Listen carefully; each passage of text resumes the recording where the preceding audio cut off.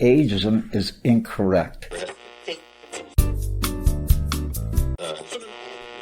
I checked my wedding certificate and there was no expiry date on mine, so that's why I felt quite confident.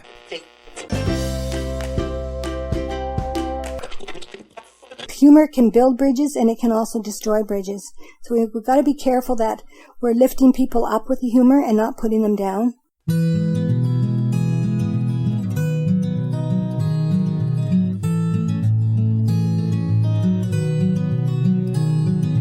Welcome to Elder Wisdom, Stories from the Green Bench. I'm Erin Davis, and along with my co-host, Lloyd Hetherington, it's a real pleasure to share with you our conversations with some fascinating people. The actual Green Bench began at Schlegel Village's retirement and long-term care residences as a place to have conversations, to listen and be heard. And we've turned the real bench into these podcasts where you meet residents, some of the Schlegel family, and their extended family of care workers, and so many more wonderful guests. By now, you know my co-host Lloyd, who's 86 and is a resident as well as a retired educator and missionary, a dad, grandfather, and widower. And he and I are tickled to treat you to just about the most entertaining couple we've met so far in these 18 podcast episodes. Patricia and Dennis Bayley live, and laugh in the village of Taunton Mills. Lloyd, I love that we're talking about the pursuit of passions and/or hobbies. What's your hobby and what is your passion? Let's start with your hobby. My hobby is words. I enjoy working with words. Give me a good pun any day and I would love it. Give me a game of Scrabble and I enjoy it immensely. Turn me loose on my computer and I'll dash off a paragraph here and there, and I just delight in words, and more words. My passion, on the other hand, is people. I've worked with people all my life. I've worked with them in down-and-out situations where they've literally been in the most desperate of straits. And I've worked with people when they've had their moments of celebration and joy. And I find that during this time of the pandemic, this is one of the biggest challenges I face, being cut off from some of the people that I love and enjoy being with and working with.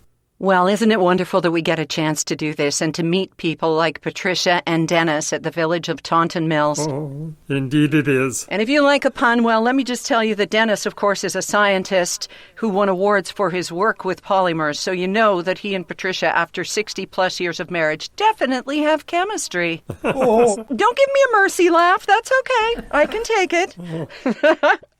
Welcome to Elder Wisdom to both of you. And what we love about you is your passion and your art in poetry, Patricia, and Dennis, the way that you've made a difference to the world. You are contributing through your talents and passion. And so let's start with Patricia and your poetry. When did you begin writing? As long as I could print, I think I've written something, usually in a journal. But as I grew older and got over the fact that my school report said weak in English, I wrote more, mainly prose at first, short stories and small items. And then I started working in poetry. I found it was good for my brain, really, to stretch it a bit, and I've continued writing ever since. And we're going to hear, hopefully, some of your work a little bit later on. But Lloyd, too, has expanded on his talent in writing. And I don't know if you know this, Patricia and Dennis, but our Lloyd is a published author in one of the Reader's Digests this year, aren't you, Lloyd? That's right. During the time of pandemic, I had lots and lots of time to think and to write. And so I looked at the publication Our Canada, put up a Reader's Digest. I thought, I could write an article like that. So I dashed off one, sent it off to the Reader's Digest, and much to my surprise, they accepted the article, published it in the January issue of Our Canada, and so I can say I am published in a national publication. But I've done other writing as well. During the pandemic, I'd write articles for my grandchildren and my children, And for my 86th birthday, they compiled them into a book. And so I have a book published now as well. Mind you, I was surprised when I was writing those articles, my audience was very limited, but they thought they were worthy of circulating. And so there it is, not the most scholarly piece of work, but it's out there in circulation anyway.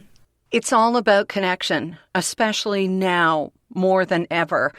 Dennis, tell us how you stay connected through your work, through your passions, through your hobbies. What do you like to do? Well, first of all, I'd like to comment. Patricia said she was not very good at English at school, and I was absolutely hopeless at chemistry at school. And so those became our careers. I was absolutely terrible at chemistry because the way it's taught is that we learn everything about what has already been done in chemistry, but not what is required to be done. And it was only when I got into research laboratories and was able to research new ventures that I was able to take an interest in it and really like it. So your message then from you and Patricia is don't listen to the critics, whether they're people marking your papers or, anyone who has anything to say that you can't do something. Well, I think that is it. If someone says we can't do something, then that's when we start doing it. And as far as my hobbies are concerned, they're mainly on the creative side in that I, for a long time, have been doing soapstone carving, and I ended up teaching soapstone carving after I retired. Wow. And we both are really enjoying painting, and the programs we have at the village of Taunton Mills help in that direction. And during the pandemic, I had a little challenge because I decided to see if I could paint or draw left-handed. Because when I went to school, I was corrected. I used to use my left hand, but every time I used it at school, someone would hit me on the hand with a ruler. And so I became right-handed, and for well over 80 years, I've been right-handed. And I decided to see if I could draw left-handed. And after 14 attempts at left-handed drawing, I can now draw left-handed better than I can draw right-handed. And intriguingly, when you were conducting this own experiment on yourself, you got in touch with a leading university expert. Tell us about that, Dennis. Well, I got in touch with the Penn State expert, Dr. Porak, who is a world authority on left-handedness and right-handedness, and she was very interested in the rapidity in which I've been able to convert back to left-handedness, and so the Penn State University issued a blog outlining what I had done, and that was circulated worldwide. I remember letters from my grandmother, and as she aged, her penmanship sort of declined into an almost spidery sort of a writing. Has yours actually improved, or what's going on there? Patricia can't even read my writing. I think I would have been a doctor. So perhaps when I've had a bit of practice writing left-handed, she'll be able to read what on earth I'm jotting down on bits of paper. Well, as long as we can read and understand what Patricia has been writing, because I'd like to turn it over to Lloyd to usher us into the Poet's Corner for now. I envy anyone with poetic skills. I've tried writing a bit of doggerel once in a while, but my iambic pentameter just doesn't seem to work the way it should. So I have a dream that someday I'll put some words on paper that will rhyme and literally sing from the heart. But Patricia, you've just discovered a skill that resonates with you, and I'd like you to tell us a bit about your writing. Well, it's as someone very wise once said, it's mainly begins with inspiration and ends with perspiration. I enjoy it, though. I find using words that really most of them I find in my poetry are about the grade 3-4 level. But I do enjoy putting words together, and I like the old system of writing poetry that has some rhyming. It's a discipline. Some of the modern poems I find seem to go off at a tangent and never come back to the point. And I do enjoy composing something that goes from beginning to end with some sort of a theme that you can relate to, especially during these times when we're all feeling somewhat fearful and isolated. So if you like, I'll read you a couple of them. We would love that. I love that, yeah. Yeah, go for it. Well, this one is called Life Cycle. I didn't intend to do it. I almost got washed out with the tide the day I fell into the washer and really thought that I'd died. I didn't hear anyone singing, at least no one's voice that I knew. It was ever so speedy and swooshy, as if I'd got cold or the flu. I spun with the nightie and pyjamas, the towels all yellow and blue. To keep up my spirits, I whistled a gurgly ditty or two. It came to an end after spinning, and I got all dried up. Oh, but then the rinse cycle started up screaming and spinning all over again. Quite dazzled and put out with the action, I started to feel really stressed, especially because I was wearing by now 2 shirts, fancy pants and a vest. It's nothing to laugh at, I tell you. No holiday choice for a girl.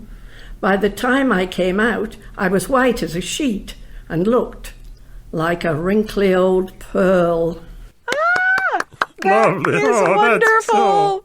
What a delight. Congratulations. That's the first time I've ever heard gurgly ditty in a poem or anywhere else. So take that. That's wonderful, Patricia. Thank you very much. Would you like to hear another one on a more serious note? Oh, yes, yes, definitely. yes. And while we cleanse our palates from the laughter of your trip into the washing machine, I must ask you, I hope that's not based on a true story. No, not hardly. Well, you certainly are bubbly enough, let us say that. And I like to picture, perhaps, Lloyd, and you do too, that Dennis is sitting there quietly carving his soapstone, and Patricia has her steno pad in hand and a pen, and she's looking out the window and trying to come up with just the right words to rhyme stressed with vest. And it's just marvelous. Thank you for that. All right. Do go on. Well, I have one here called Hope, which might be applicable at this time for some people. Yes, please. Hope, a beacon in the dark, a wisp of breath, a longing dream, a cry for help, courageous plea. The unknown begged, look speedily and see up close all that we need. The world is wounded. Stop the bleed. We look undaunted to the light, maintain our vision, do what's right. Gently, steadfastly, hold its rays, unfalteringly, calmly, mend our ways. Keep the light our guide and stay, to lift our spirits every day. Hope floats in air, to slowly rise, anticipation of surprise, change will come to bless our eyes. That is beautiful. That is precious. It is. We need hope in this day and age. We so desperately need it with all of the gloom and all of the negative reports. We've got to hope for a better tomorrow. Yes, indeed. How did your poem about COVID and frontline workers and holding on come to be the final story in CTV News' Lisa LaFlamme's national newscast? Well, I wrote it, and I always submit them to the recreation team here to see if they like them. If they do, and they usually seem to, thank heaven, they go into the Chronicle, which is circulated once a month here. And I believe it was sent through to the office, and the general manager, I believe, has a contact through her husband with the TV station, and I believe it was submitted to Lisa LaFlamme, and it seemed to fit the bill. So to my amazement, someone called and said it's going to be on at 10 o'clock on the news. And then it was going to be on at another time. In the end, Dennis and I gave up and went to bed. And we did. And then I think we were sleeping, and then the phone rang and woke us up, and our neighbour upstairs said, "You're on television." Guess what? So it was rather a nice experience, I must say. Isn't she sweet? Can you believe it? Well, don't you snooze and lose. Be sure and go to elderwisdom.ca and the Wisdom Bank page, and you'll see that beautiful piece of Patricia's poem on CTV News that was produced at Schlegel Villages. That's elderwisdom.ca. Now back to our chat. Dennis, we know that you kind of get the first pass on her work. Is that true, like before it goes into the publication? Tell us about that. She gives me a copy of her poem, and it probably runs to about 27 pages. Not exactly. No. She lets me read the first draft. And I read it, and I say, what a wonderful start. It's absolutely great, but lines 7 to 13 are absolute garbage. They've got nothing whatsoever to throw them out. Put those into another poem. They're all right, but they've got nothing to do. So and then I'd say, but I like the ending, and I like the title. It all looks good except that middle chunk. So either leave it out or replace it. And so she says, no, that's my favourite bit. I usually say, yes, dear. You don't say yes, dear. Yes, it's okay. Perhaps she says, yes, dear, but that's my favourite bit. I don't like the beginning. So she retires to the corner to write some more poem. And she comes back and says, I've got it. And it's an absolute different poem.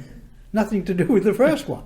So then she said, Nicole needs it on Tuesday for the Chronicle. What are we going to do?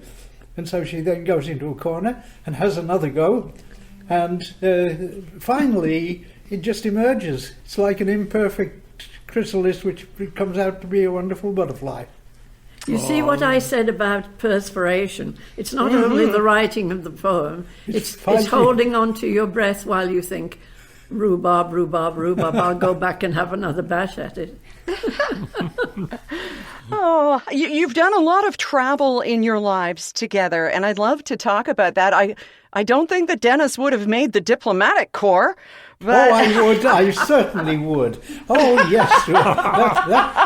That is my forte.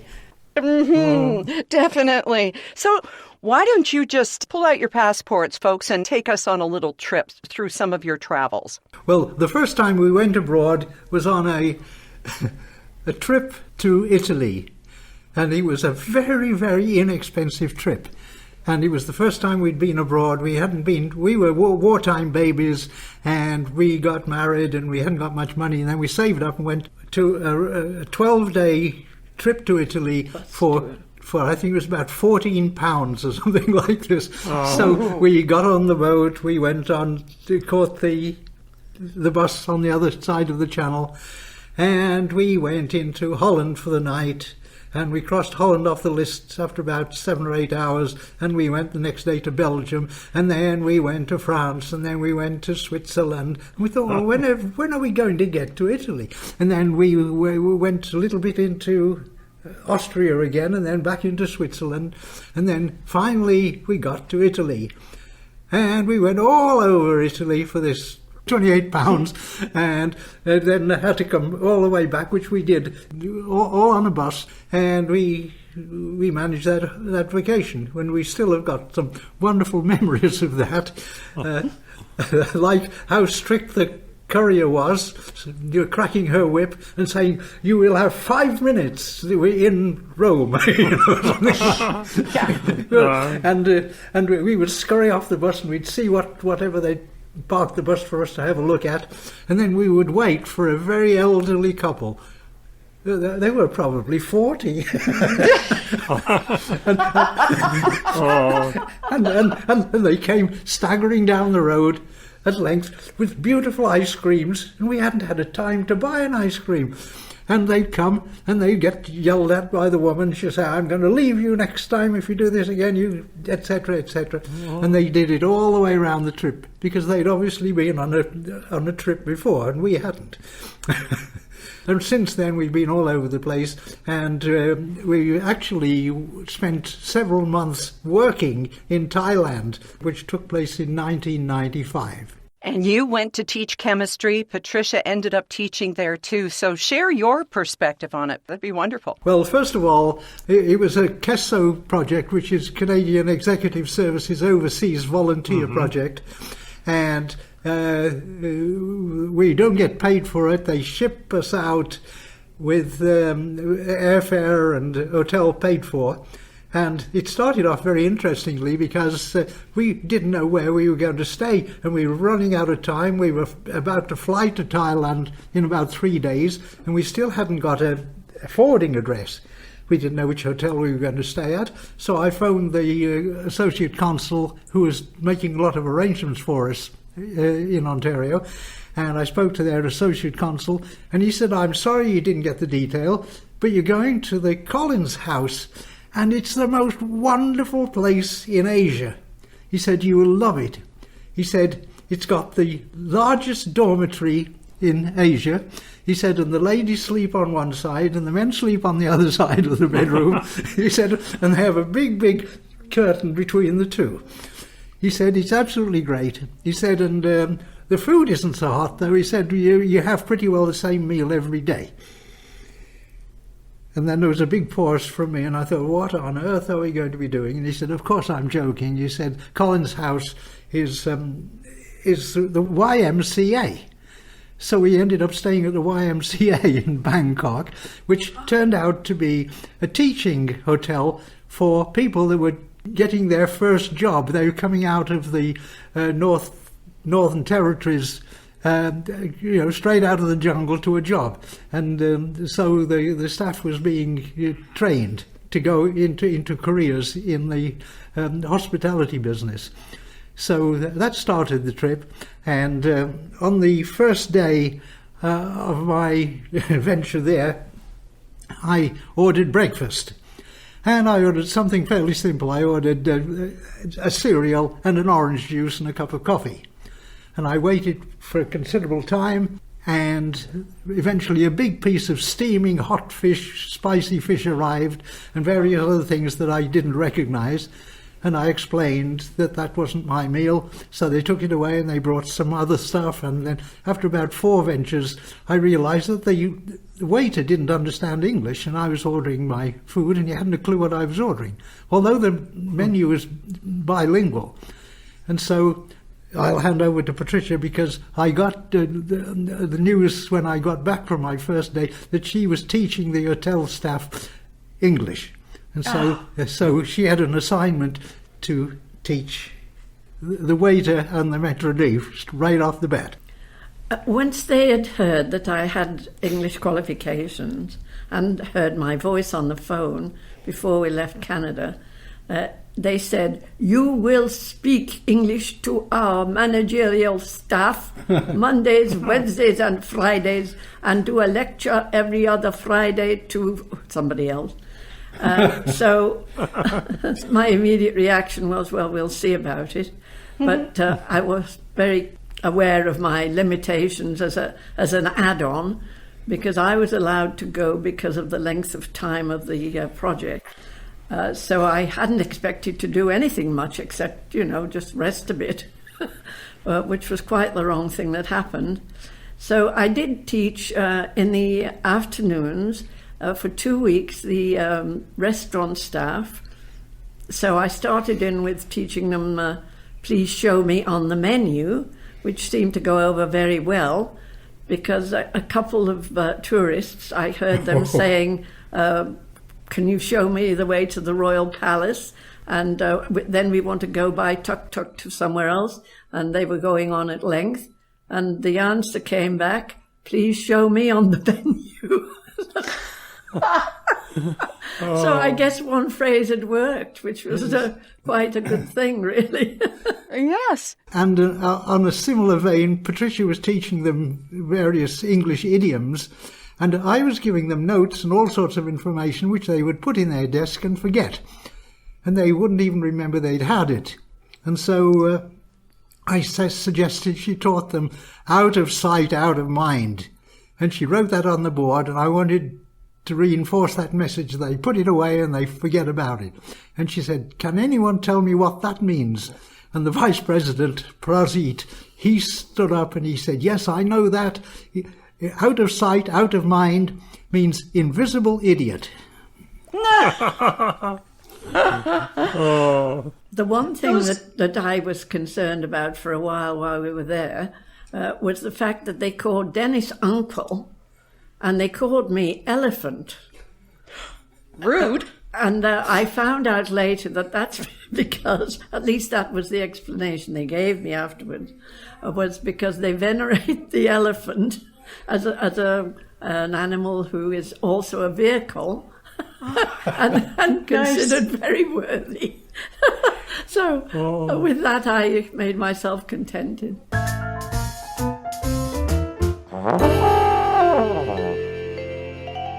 Patricia, what a delight to hear your stories.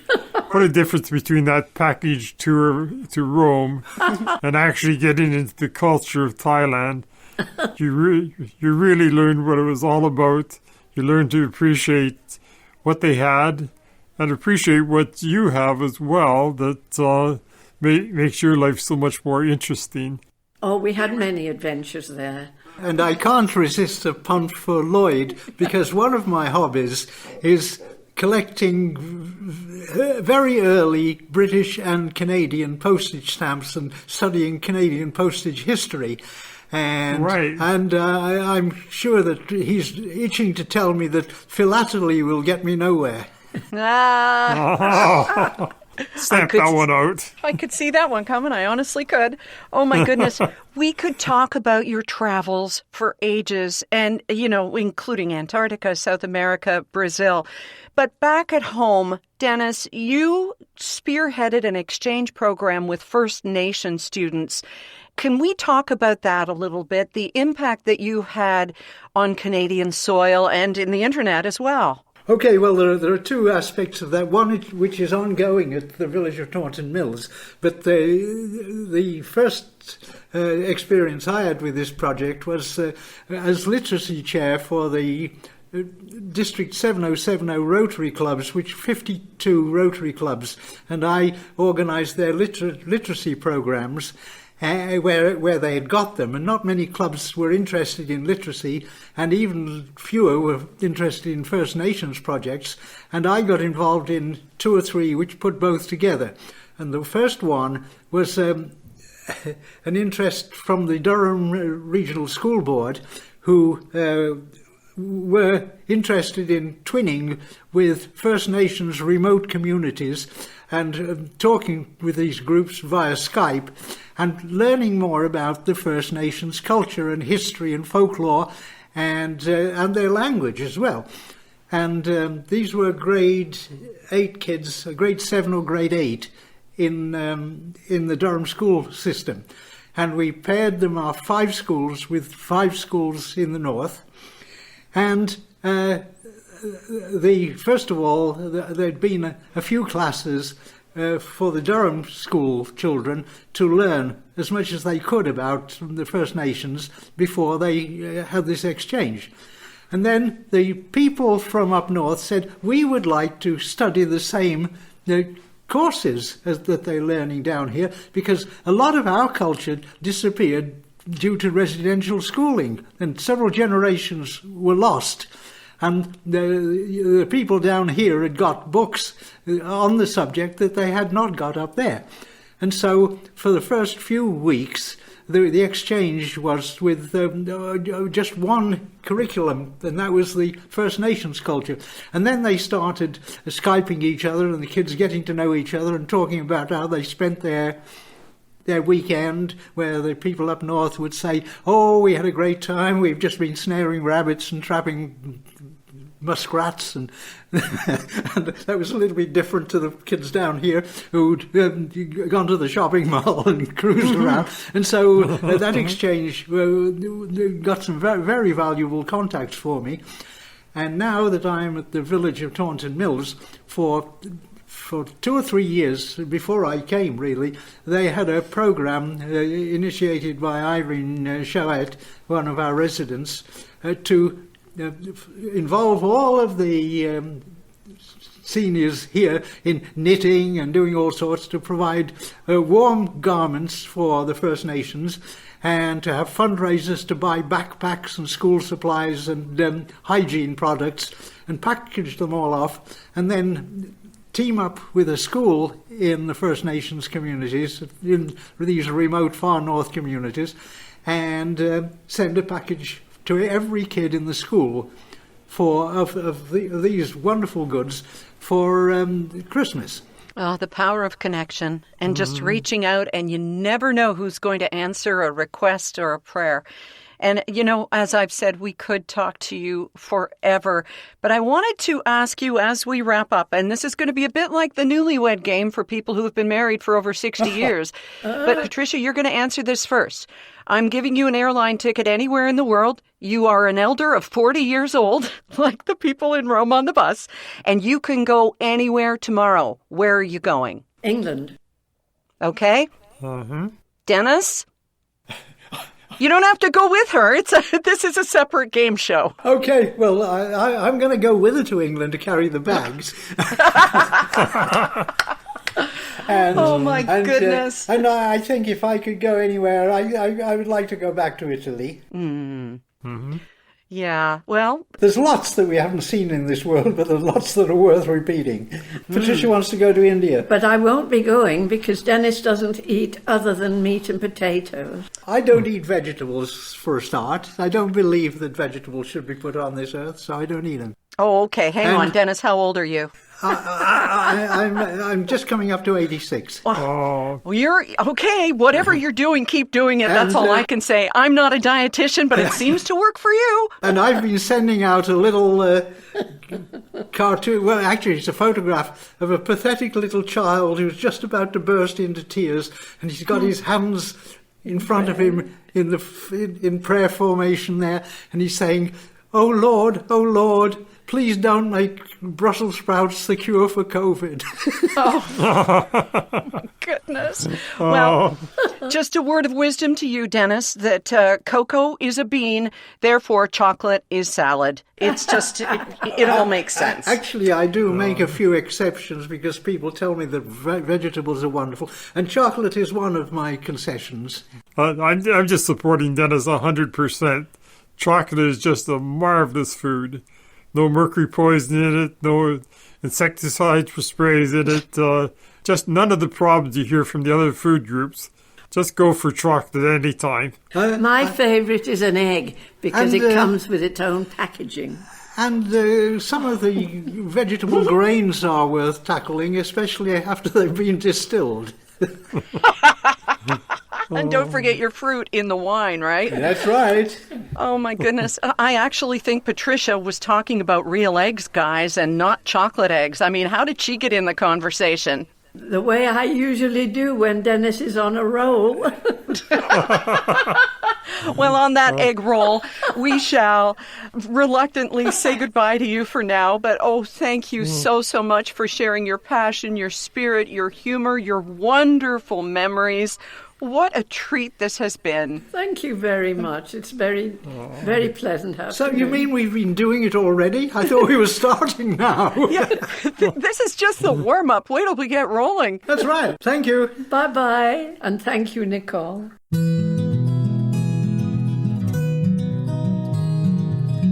Nicole. And yes, thank you to all of the Schlegel Care team who have made these podcasts possible. It's quite a production behind the scenes, and this one was just the most fun. I told you, didn't I? Join Lloyd Hetherington and me as we sit down next time with Kathy Kleinow. She's working on her second book of interviews with her fellow residents at one of the Schlegel Village's retirement and long-term care residences. She's bringing her community together through storytelling, exactly what we're doing here every 2 weeks. And to make sure you don't miss an episode, just go to elderwisdom.ca and find the link for our Green Bench podcasts. And we'll let you know as soon as the next one's up. And while you're at the website, be sure and take the Elder Wisdom Pledge. I'm Erin Davis. On behalf of Lloyd and all of us, thank you for your time, and remember, your seat on the green bench is ready and waiting.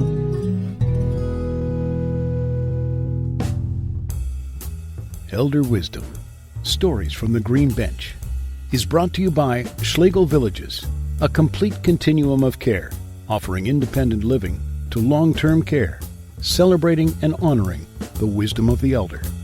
To learn more about us, please go to our website, schlegelvillages.com.